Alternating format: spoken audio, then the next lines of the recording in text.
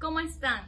¿Sabían que la parálisis facial, o también denominada como parálisis de Bell, consiste en la pérdida parcial o total del movimiento muscular voluntario de la mitad de la cara?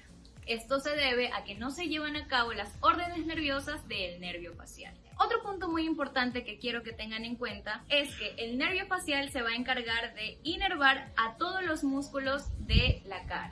Y es por esto que es tan importante, puesto que los músculos de la cara van a participar en la mímica facial, es decir, en la mímica de la alegría y en la mímica de la tristeza, entre otros. Soy Neile Vianey Puga Moreira, soy estudiante de la carrera de Medicina de primero C de la Universidad Laica de Eloy Alfaro de Manabí. Acompáñame a saber más de este nervio. Ahora vamos a hablar sobre su origen real y sobre su origen aparente. Es muy importante que ustedes conozcan que el nervio facial va a ser un nervio mixto, es decir, que va a tener una raíz motora y una raíz sensitiva. La raíz motora nace del núcleo del nervio facial, que este se va a encontrar situado en la sustancia reticular gris del puente. Va a salir del sistema nervioso central por la parte lateral del surco bulbocontinuo. Las fibras vegetativas van a proceder de dos núcleos que van a estar situados posterior al núcleo motor, denominados como los núcleos parasimpáticos del nervio facial. Ahora vamos a hablar sobre su raíz sensitiva. La raíz sensitiva tiene su origen en el ganglio geniculado, que este va a estar situado en el trayecto del nervio facial a la altura de su primer codo intrapetroso. Las prolongaciones celulífugas de las células del ganglio geniculado van a constituir las fibras sensitivas del nervio intermedio. Estas fibras van a penetrar el sistema nervioso central a la altura del surco bulbocontinuo, laterales al nervio facial y mediales al nervio vestíbulo coclear. Y finalmente van a terminar en la parte superior del núcleo del tracto solitario. Vamos a hablar sobre su trayecto y sobre sus relaciones. El nervio facial va a emerger del surco bulbocontinuo, aquí lo podemos observar, y se va a dirigir al conducto auditivo interno. Si recordamos, hueso temporal, el conducto auditivo interno se va a encontrar dividido por 4 fosas por medio de 2 tabiques. Vamos a encontrar un tabique vertical denominado como barra de Billy y también vamos a encontrar un tabique horizontal al cual se lo denomina como cresta transversa falciforme. Entonces, estos 2 tabiques, tanto el vertical como el horizontal, van a dividir el conducto auditivo interno en 4 fosas, como ya se los había mencionado. Vamos a encontrar una fosa anterosuperior, una fosa anteroinferior y también vamos a encontrar una fosa posterosuperior y una fosa posteroinferior. Sin embargo, en este caso nos va a interesar la fosa anterosuperior. Aquí podemos observar cómo el nervio facial se va a dirigir a el acueducto de Falopio, o también denominado como conducto facial. Aquí podemos observar que este conducto del facial va a estar constituido por 3 porciones importantes. Vamos a encontrar a 2 porciones horizontales, que son estas que podemos observar aquí, y una porción vertical. Bueno, la primera porción horizontal va a ser esta que podemos observar aquí y se la va a denominar como porción laberíntica. Se va a encontrar entre el vestíbulo y la cóclea.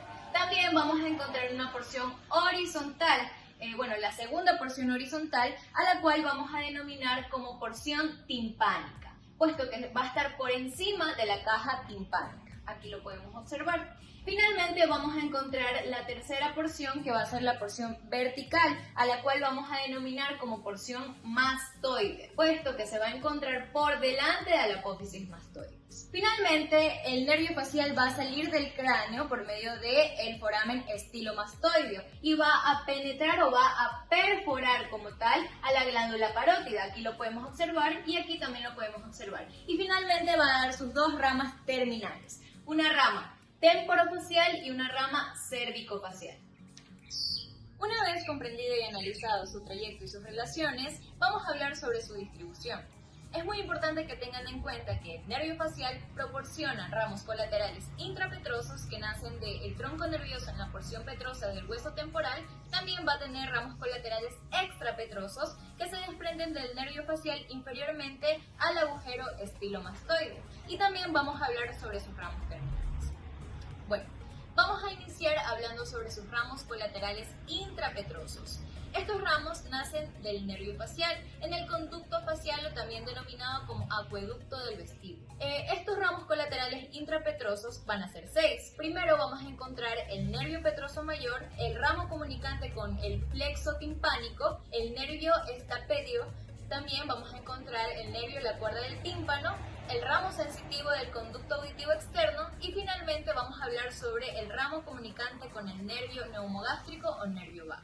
Ahora vamos a pasar a hablar sobre los ramos colaterales intrapetrosos, es decir, vamos a iniciar con el nervio petroso mayor. Bueno, el nervio petroso mayor se va a desprender del vértice del ganglio geniculado y bueno, este va a salir de la porción petrosa del hueso temporal por medio del hiato del conducto del nervio petroso mayor. Este nervio va a discurrir por la cara anterosuperior de la porción petrosa del hueso temporal en un surco óseo, que bueno, va a pasar inferior al ganglio trigeminal, es decir, al ganglio del trigémino. De la unión del nervio petroso mayor con el nervio petroso profundo y el filete simpático se va a formar el nervio vidiano, al cual también vamos a denominar como nervio del conducto pterigoide.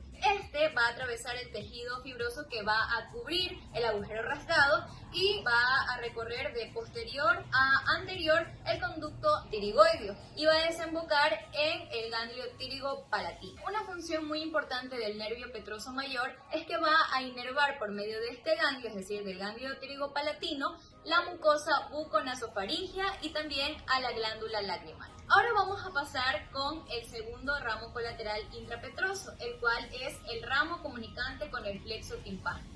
Bueno, desde su origen lateral en el ganglio geniculado, el ramo comunicante con el plexo timpánico menor va a atravesar el hiato del conducto del nervio petroso menor y se va a deslizar por un conducto en la cara anterosuperior de la porción petrosa del hueso temporal, lateralmente al nervio petroso mayor. Después, este va a atravesar la base del cráneo por el agujero petroso, por la fisura esfenopetrosa o también puede ser por el agujero rasgado y va a penetrar finalmente al ganglio óptico. Vamos a continuar con el nervio estapedio. Bueno, este nervio se va a desprender del segmento vertical del nervio facial y se va a dirigir hacia el músculo estapedio y va a atravesar la delgada pared que separa el músculo estapedio del conducto facial. Listo, ahora vamos a continuar, vamos a hablar sobre este ramo colateral intrapetroso, el cual es denominado como cuerda del tímpano. La cuerda del tímpano nace superiormente al agujero estilomastoideo. Luego se va a introducir por un conductillo denominado como conductillo de la cuerda del tímpano. Va a penetrar en la cavidad timpánica a través de un orificio que va a estar situado en la pared posterior de la cavidad timpánica, entre la eminencia piramidal del músculo estapedio y se va a encontrar muy cerca de la inserción de la membrana timpánica. Una vez que el nervio cuerda del tímpano se va a encontrar en la cavidad timpánica, esta se va a dirigir anteriormente dentro del pliegue anterior del hueso martillo y también va a rodear la cara medial del cuello del martillo. Bueno, esta va a pasar por un surco malleolar de la porción timpánica que se encuentra en el hueso temporal y va a emerger a la cavidad timpánica por la abertura del conductillo de la cuerda del tímpano. La cuerda del tímpano sale de la base del cráneo y se va a acercar a la espina del hueso esfenoides. La cuerda del tímpano va a pasar lateral a la fascia interpterigoidea y medial al nervio alveolar inferior. Y ahí se va a unir al nervio lingual. Entonces, por medio de este nervio lingual, las fibras de la cuerda del tímpano van a los ganglios nerviosos submandibular y también al sublingual, cuyos ramos eferentes se van a dirigir a las glándulas submandibular y a la glándula sublingual. Ahora vamos a pasar con el ramo sensitivo del conducto auditivo externo. Bueno, este filete nervioso se va a desprender del nervio facial a la altura del agujero estilomastoideo y va a rodear el borde anterior de la apófisis mastoides, inferior al conducto auditivo externo y va a penetrar en la pared posterior de este y lo va a inervar, así también como va a inervar a la porción de la membrana timpánica. También vamos a encontrar un ramo comunicante con el nervio vago, que bueno, este va a nacer aproximadamente 4 a 5 milímetros superiormente al agujero estilomastoideo y se va a introducir por el canalículo óseo intrapetroso hasta la fosa yugular, donde va a desembocar por el conductillo mastoideo y se va a unir un poco después al ganglio superior del nervio neumogástrico, también denominado como nervio vago. Ahora vamos a hablar sobre los ramos colaterales extrapetrosos, que bueno, estos se van a originar inferiormente en la porción petrosa del hueso temporal y van a proporcionar 4 ramos. El primero del que vamos a hablar va a ser el ramo comunicante con el nervio glosofaríngeo. Bueno, se tiene que conocer que este ramo va a ser inconstante y se va a desprender del nervio facial inmediatamente inferior al agujero estilomastoideo. Va a cruzar la cara anterior de la vena yugular interna y va a terminar finalmente en el ganglio inferior del nervio glosofaríngeo. Listo, ahora vamos a encontrar también al segundo ramo colateral extrapetroso, el cual vamos a denominar como nervio auricular posterior. Van a ser del nervio facial inferiormente al agujero estilomastoideo. Y bueno, se va a comunicar con la cara lateral de la apófisis mastoides con el nervio auricular mayor del plexo cervical y luego se va a dividir en 2 ramos secundarios. Va a tener un ramo ascendente que bueno, va a estar destinado para los músculos auricular posterior y el auricular superior y también para los músculos de la cara medial de la oreja, y finalmente otro ramo secundario, el cual lo denominamos como ramo horizontal, que bueno, este va a estar destinado para el vientre occipital del músculo occipito frontal.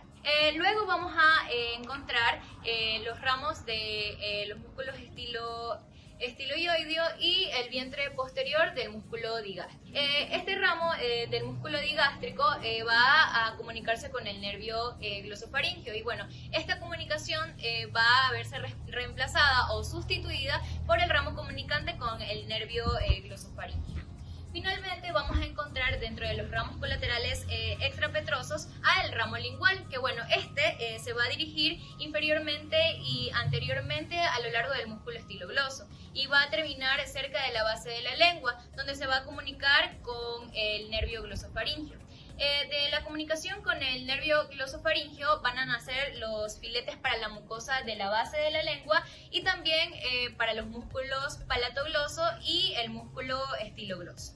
Finalmente, el nervio facial se va a dividir en la cara lateral de la vena yugular externa y se va a dividir en 2 ramos terminales. Un ramo temporofacial y un ramo cervicofacial. Inicialmente vamos a hablar sobre el ramo temporofacial, que bueno, este ramo se va a dirigir anteriormente y se va a comunicar con el nervio aurículo temporal y se va a dividir en numerosos ramos que van a estar destinados a los músculos cutáneos del cráneo y de la cara. Van a estar situados superiormente al orificio bucal y bueno, los ramos terminales del ramo temporofacial van a discurrir entre los 2 lóbulos de la parótida. Los ramos van a salir de la parótida a lo largo de los bordes anterior y superior y van a diverger hacia su territorio. Bueno, se distinguen de superior a inferior. Vamos a encontrar a los ramos temporales, que bueno, estos ramos temporales van a estar destinados al músculo auricular anterior y a los músculos de la cara lateral de la oreja. También vamos a encontrar a los ramos frontales y palpebrales, que bueno, estos van a servir para el vientre frontal del músculo occipito frontal. También va a servir para los músculos corrugador de la ceja, al prócer y al orbicular del ojo. También vamos a encontrar a los ramos cigomáticos o también denominados como ramos infraorbitarios, que bueno, estos van a estar destinados a inervar a los músculos cigomáticos, es decir, al cigomático mayor y al cigomático menor. También al músculo elevador del ala de la nariz y también al labio superior, al músculo milioideo y a la porción transversa del músculo nasal. También vamos a encontrar que estos ramos infraorbitarios o ramos cigomáticos van a inervar al elevador del labio superior y a los depresores del tabique. Finalmente vamos a encontrar que van a tener ramos bucales superiores que van a ser para el músculo bucinador y para la mitad superior del músculo orbicular de la boca. Finalmente vamos a encontrar al ramo cervicofacial. Bueno, el ramo cervicofacial va a discurrir entre los 2 lóbulos parotídeos, va a discurrir inferior, anterior y lateralmente. y se va a comunicar con el nervio auricular mayor del plexo cervical. Y se va a dividir en numerosos ramos en las proximidades del ángulo de la mandíbula. Bueno, estos ramos van a estar destinados a los músculos cutáneos de la cara y del cuello. Estos ramos son los ramos bucales inferiores que van a estar destinados al músculo risorio, a la mitad inferior del músculo auricular de la boca. También vamos a encontrar un ramo marginal mandibular o también denominado como ramos mentonianos para los músculos depresor del ángulo de la boca, depresor del labio inferior y también al músculo mentoniano. Y finalmente vamos a encontrar a un ramo cervical que este va a estar destinado solo para el músculo platismo. Y este último ramo que acabé de mencionar va a estar en comunicación con el nervio transverso del cuello del plexo cervical. Es muy importante que ustedes tengan en cuenta que los ramos temporofacial y el cervicofacial del nervio facial se van a encontrar constantemente comunicados en la parótida por una comunicación paraductal que va a cruzar la cara lateral de la porción inicial del conducto parótido. El video que van a ver a continuación es un momento familiar y un momento muy alegre, puesto que se logra apreciar los músculos que van a intervenir en la mímica de la alegría. Estos músculos van a estar inervados por el nervio facial.